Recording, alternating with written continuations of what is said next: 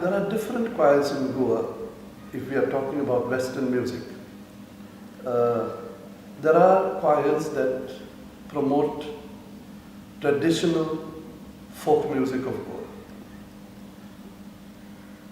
There are choirs that are very active every year and sometimes more than once a year that take part in the regular Mando competitions. Mando, as we know, is one of the most famous Christian traditional folk songs, Mando.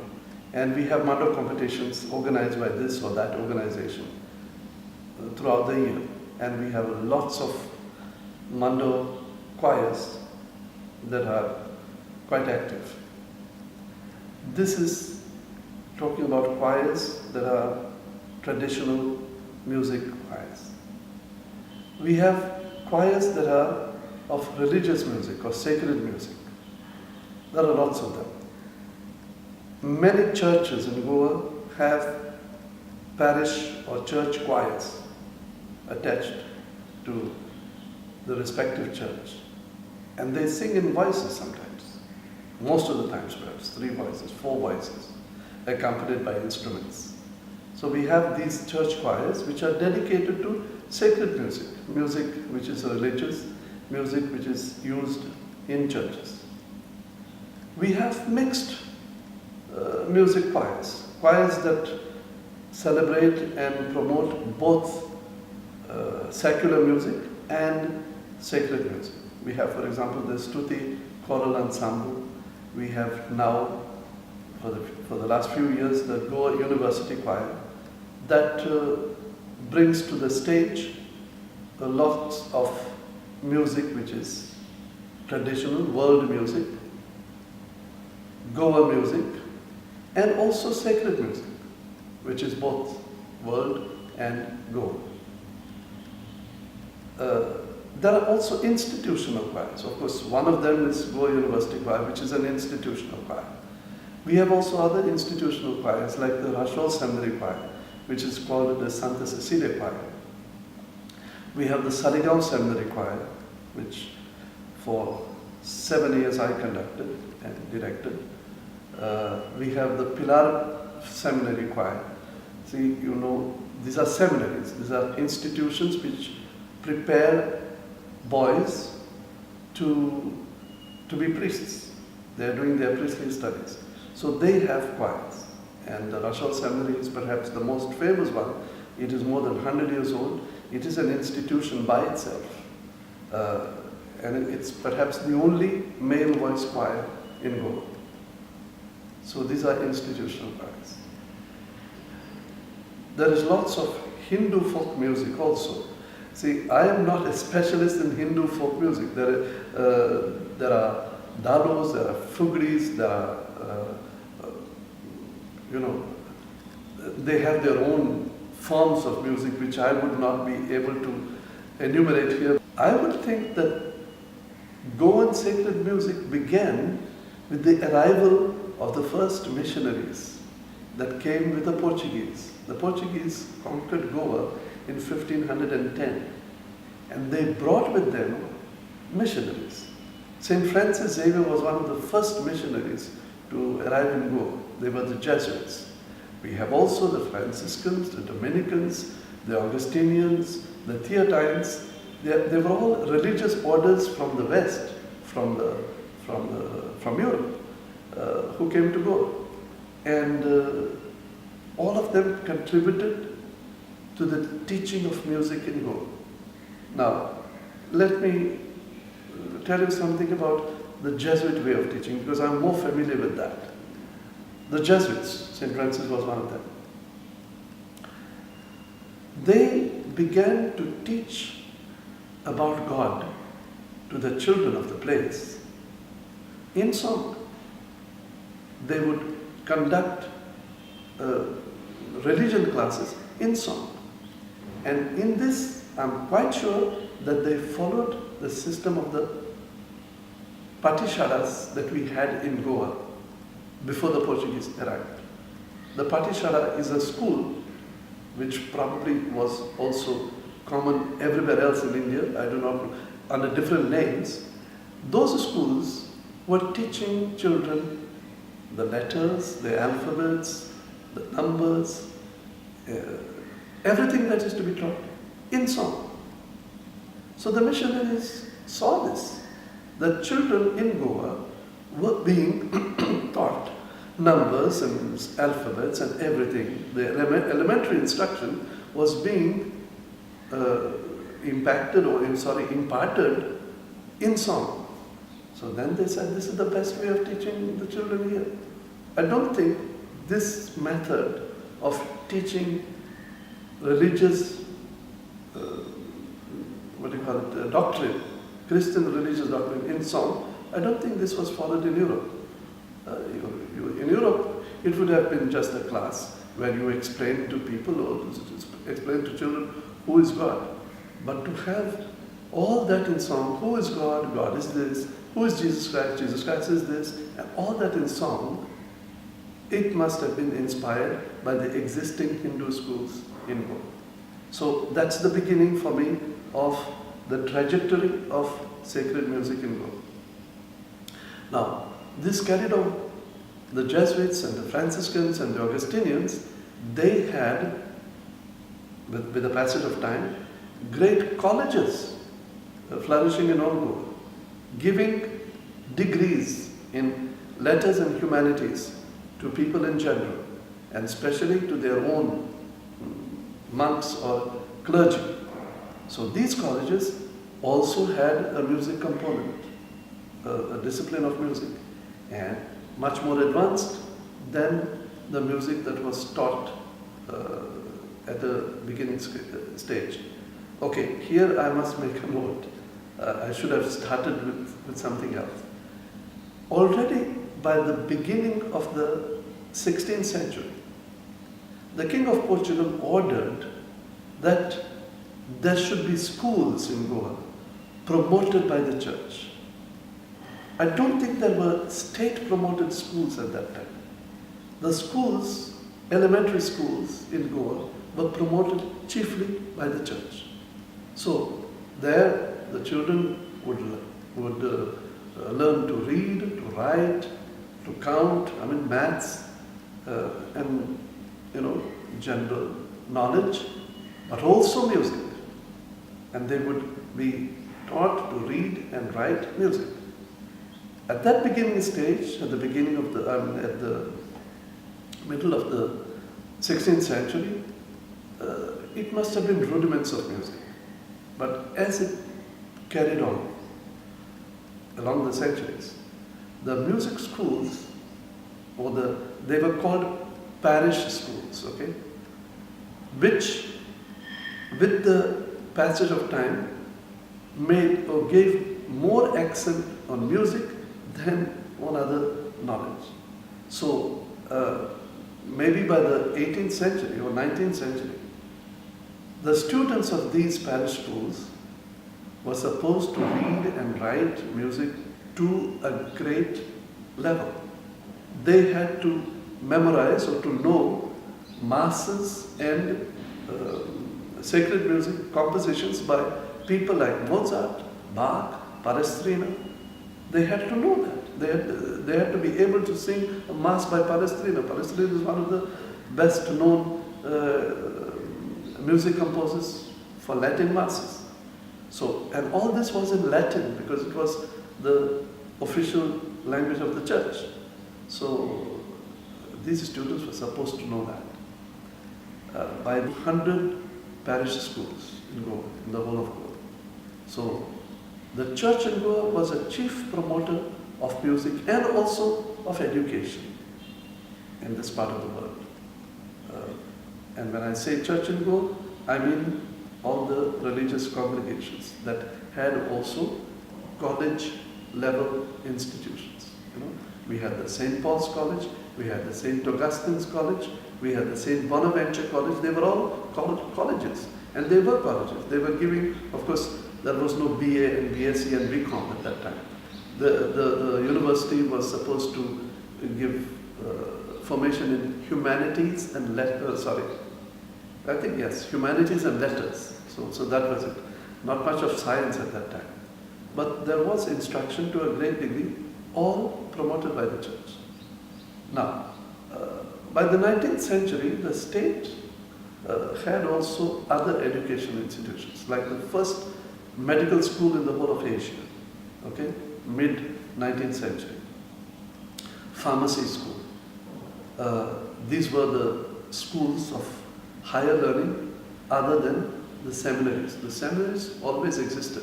The first seminary in Goa was founded, I think, in 1540, the Seminary of the Holy Faith. It was followed by so many other seminaries. The existing Choral Seminary was founded in 1610.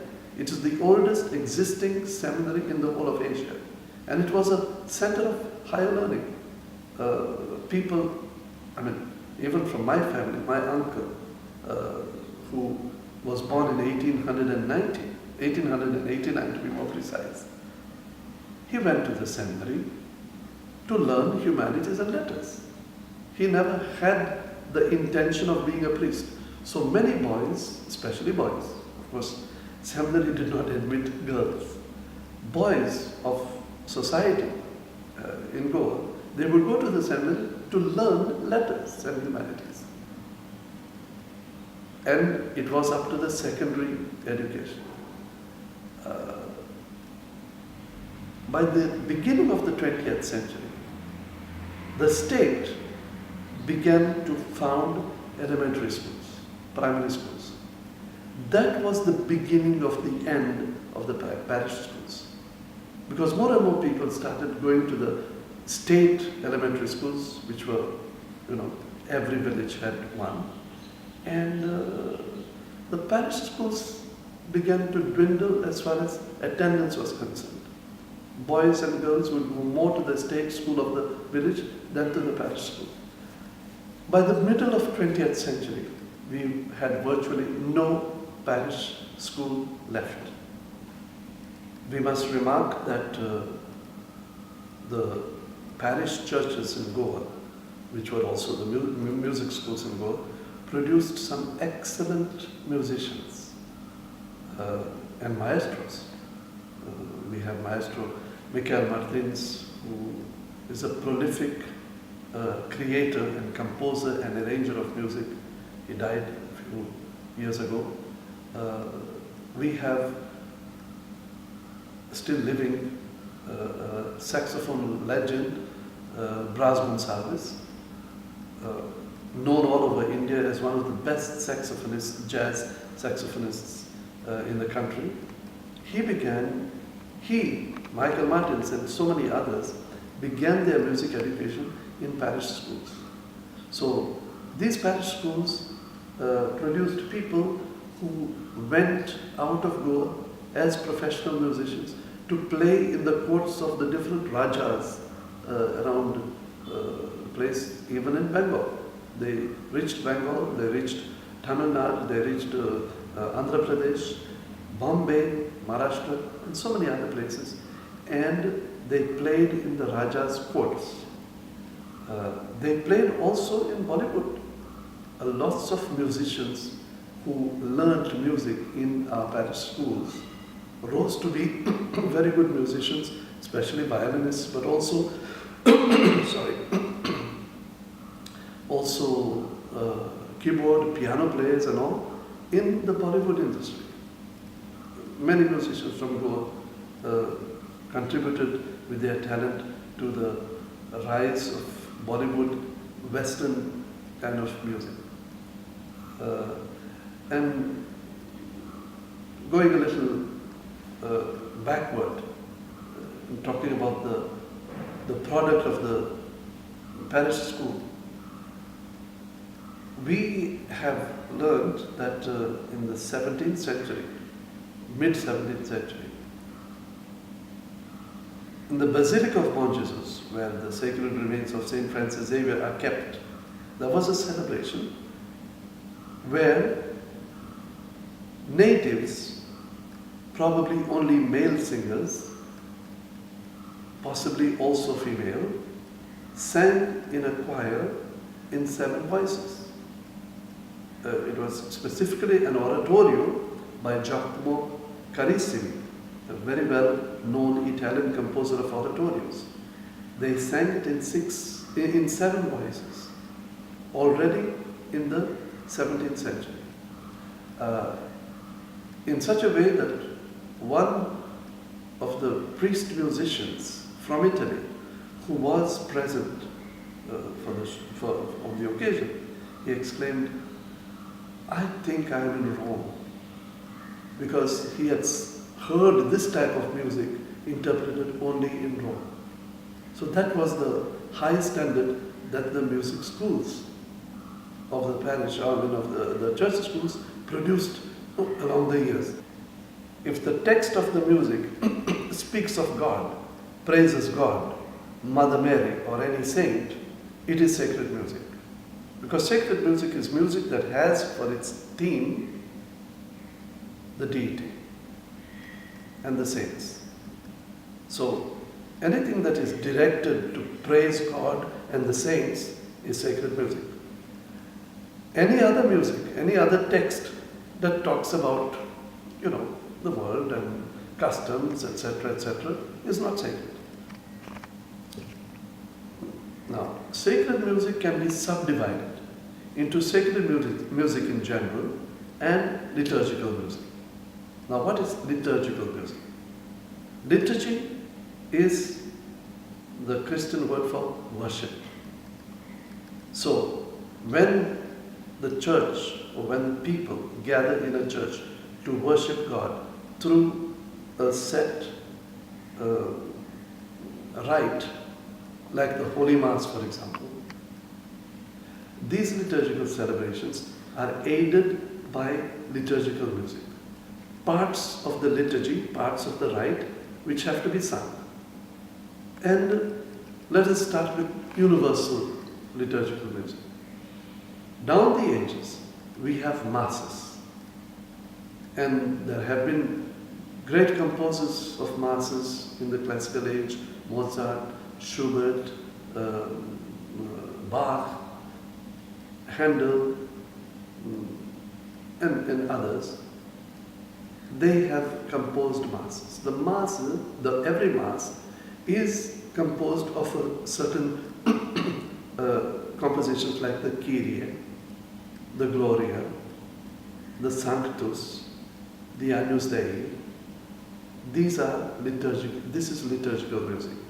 Also, during the Mass, there is the entrance hymn, there is the offertory hymn, there is the communion hymn, there is the recessional hymn. These are all hymns that are composed for the sake of liturgy. Now, this is liturgical music. Sacred music in general would be any other music that has God, or as I said, Mother Mary or the saints as a theme. They could be sung, this type of general sacred music could be sung in the home, in the neighborhood, when people gather around a cross to pray or to sing. We have, of course, the well-known litanies which are sung in Goa, and they take place on many occasions. There is a birthday in the family will gather their neighbors and their relatives together, and they will go to the neighborhood cross and sing in praise of God. They will sing the litany of Our Lady, followed by songs in praise of God, in praise of Mary, in praise of this saint or that saint. It's called the litany, but it is a group of songs which are sacred songs. They are not specifically liturgical songs. So that's the difference between sacred music in general, which can be sung at home, it can be sung in the neighborhood by the cross, or it can be sung also on the stage. But liturgical music is to be sung only in church during worship. That's the difference between liturgical music and sacred music in general. Okay, in Goa, as I think I explained to you, the parish church which taught music taught mostly music in Latin, because Latin was the official language of the church. And therefore, sacred music taught by the church had to be in Latin. Of course, with that came also compositions in Konkani, which is the local language in Goa. So, these students of the parish schools were encouraged to compose songs in Konkani. And there are lots of compositions in honor of Mary, in honor of the saints, done by the students of these parish schools over the ages. So the language was, as I said, Latin. It was also Konkani, where the students were encouraged to compose songs in Konkani, and we have lots of those hymns coming from the yester centuries, which are still sung in churches. Some of them have been lost. I'm quite sure that most of the hymns that were composed in the 16th and 17th century have been lost. But some of them, they still are sung in the church. Talking about language, there were also Portuguese hymns. Very few though. But the Portuguese hymns that came down from Portugal were taught in these schools, and they were promoted by the priests. But as I said, in a much smaller scale, because the greatest part of Goans, even today, speak Konkani. Very little, very small percentage of Goans would speak Portuguese. Although Portuguese was taught in the parish school, it was never sung in families and all that, except for the litanies. During the litanies, there used to be some songs that were sung by the people in Portuguese language. They would not understand what they were singing, but they were singing Portuguese because those songs were taught in the church schools. We have also something that came up in the middle of the 19th century, or maybe even 18th century. It's the motet. The motet is a song which is sung during Lent and during what we call the Passo. Passo is a Portuguese word for steps. And we celebrate during Lent, we still celebrate in Goa, the steps, the holy steps of Jesus Christ from the time when he was condemned to death to the time he died on the cross. So he had what is called the Via Crucis, the way of the cross. You know? And during the way of the cross, we have stations of the cross. We have a station when Jesus fell down. We have a station when Jesus met his mother on the way to the cross. We have a station where a woman called Veronica comes and wipes the face of Jesus, and Jesus, as a sign of gratitude, by a miracle, allows that his face should be imprinted on the cloth that Veronica had given him to, to clean his face. So we have all these stations of the cross. We have a station of the cross where Jesus is brought down from the cross and put on the lap of the mother. We have the last station where Jesus is buried in his burial place. So all these stations have different songs in Konkani, which are motets, sung during these stations. By the way, when I say stations, I mean processions that people take out during Lenten season. Lenten season is 40 days before the feast of Easter, and it's a time for repentance, a time for penitence. During this Lenten season, there are processions which are taken out, especially after the Mass, through the village. So that village will have those stations. There will be a moment when everybody stops and listens to a song that celebrates Veronica. they will have, for example, a statue of Christ falling down. They will have two statues, one of Mary and one of Christ, whereby this station, Mary meeting Christ, meeting her son on the way of the cross, is celebrated. And we have the most common Station of the Cross, which almost every church does. At the end of the Good Friday celebration, they have what is called the bringing down of the body of Christ from the church and keeping it on the lap of Our Lady, of Mother Mary. Well, that is quite a ceremony where two people climb the cross and bring that huge statue of Christ down the cross. During those moments, motets are sung. So the motet is a Lenten composition which is actually sung during Lenten season, more specifically during these processions and Stations of the Cross. Melodically, there has been a linear development of sacred music in Goa, especially Konkani sacred music. In the 17th century, in the 18th century, the songs that were sung in church were more akin melodically to the Indian music. It's only later on that they became almost fully westernized. So let's say a song from the 17th century. I'll sing it just to exemplify it. There is a song in honor of Saint Anne, the grandmother of Jesus. And the song goes like this.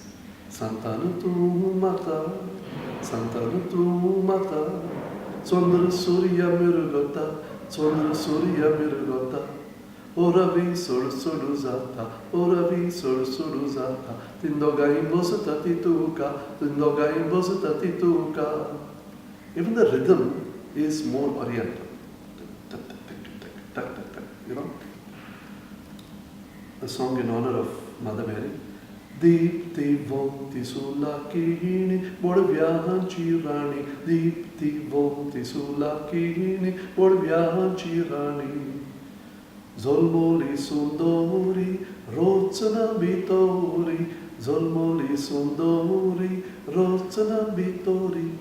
Santananche Udori, Sanjo Kinche Gori, Santananche Udori, Sanjo Kinche Gori, Dipti Vonti Sulakini, Borvyahanchi Rani, Dipti Vonti Sulakini, Borvyahanchi Rani.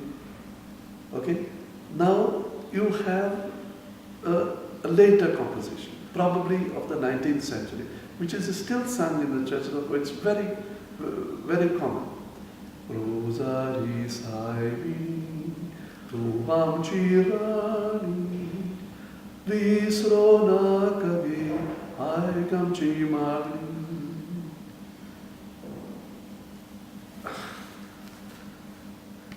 Kurpadi Anka, Dukani Roduncha, Ami Somestani, Aham Chipatka, Vinoti Kurmaye. Tusha putra lagi, ami zoducha, sorgichi devi. Now this melody is much closer to Western music, to the Western kind of music, than to the Eastern kind. We are already in the 19th century. Now if you come closer to 20th century and to compositions which are made now, today there are lots of musical compositions, especially liturgical compositions, that are being composed by people, both priests and people who are not priests, lay people. And perhaps to make it more palatable and popular among the people who come to worship, the musical language is also a little more pop language. It's no longer, we call it sacred music because it's liturgical music. It has as a theme God, the praise of God, of Mary, and it is sung inside the church as part of the Mass. But the tune is already much more progressive in terms of melody and even rhythm. I will give you an example. By the way, this song is called Jesuits, like Jesus. And the lyrics are composed by a Hindu, a very well-known Hindu poet who died recently, called Professor Manohar Sardesai. And the tune goes like this. Jesuits, hasje habe, uloitana, vahurtana, Jesuits, hasje mona, it's muji prartona. This is like pop music. There is one more. This is an entrance song that says that our Father in heaven has called us and we come together to worship Him. We are all God's children. It goes like this. Amcha bapan namka apoilyan, tacha mogan amka ektailyan, bauboni ami sogli, devachi mogar burgi. Now, you see that this tune is like pop music, Western pop music today. It's far different and very distant from the first tune that I sang for you, which comes from the 17th or maybe even 18th century. So this is the change in the melody and in the rhythm that you find in sacred music in Goa.